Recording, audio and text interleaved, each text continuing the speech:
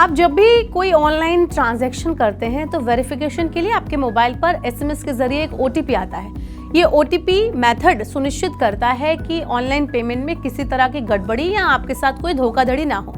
अगर easy language में मैं आपको बताऊं तो ओटीपी एक तरह से किसी तिजोरी की चाबी की तरह होता है, जिसके हाथ में तिजोरी की चाबी, पैसा भी उसी का।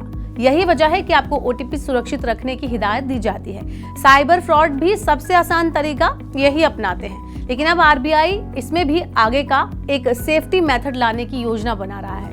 आरबीआई ऑथेंटिकेशन फ्रेमवर्क पर काम कर रहा है। इसके जरिए ग्राहकों के ऑनलाइन ट्रांजैक्शन को अतिरिक्त यानी कि एक्स्ट्रा सिक्योरिटी मिलेगी।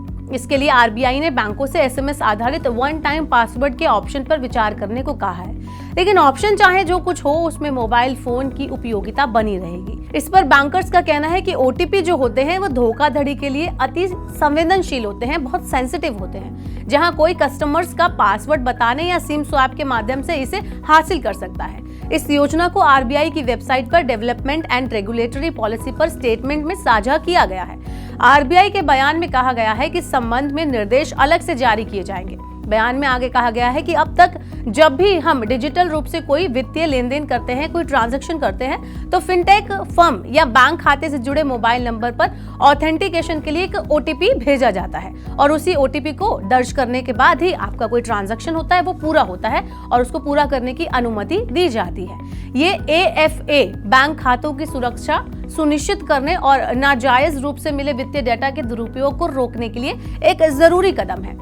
अब जान लेते हैं कि रिजर्व बैंक किन ऑप्शंस पर विचार कर रहा है। यहाँ मैं आपको बता दूं कि रिजर्व बैंक ओटीपी की जगह अब ऑथेंटिकेटर ऐप का ऑनलाइन ट्रांजैक्शन के लिए इस्तेमाल किया जा सकता है। इसके लिए यूजर्स को अपने मोबाइल फोन पर किसी दूसरे एप्लीकेशन से पासवर्ड हासिल करने की आवश्यकता होती है। सर्विस प्रोवाइडर्स ने मोबाइल ऐप में टोकन जैसे अन्य ऑप्शंस भी डेवलप किए हैं। वैसे अब कंपनियां खुद भी एसएमएस पर आने वाली ओटीपी की जगह व्हाट्सएप और टेलीग्राम को अपना रही हैं। कंपनियां डिलीवरी अपडेट के लिए व्हाट्सएप या फिर टेलीग्राम जैसी ऐप्स का सहारा पहले से ही ले रही थी, लेकिन अब कंपनियों ने ओटीपी जैसी संवेदनशील जानकारी भी व्हाट्सएप से भेजनी शुरू कर दी है। शायद आपको इससे कोई ज्यादा फर्क ना पड़े, लेकिन देश की दिग्गज टेलीकॉम कंपनियां व्हाट्सएप पर आ रहे ओटीपी को लेकर काफी नाराज हैं। अब क्यों नाराज है? अमेज़न, माइक्रोसॉफ्ट जैसी कंपनियां ओटीपी भेजने के लिए व्हाट्सएप और टेलीग्राम जैसी मैसेजिंग ऐप का सहारा ले रही हैं।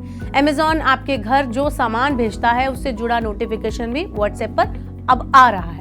तो जियो और एयरटेल का कहना है कि उन्हें बाईपास किया जा रहा है, ऐसा नियमों के खिलाफ हो रहा है। कंपनियों के मुताबिक इससे सरकार को करीब 3000 करोड़ रुपए का नुकसान होगा।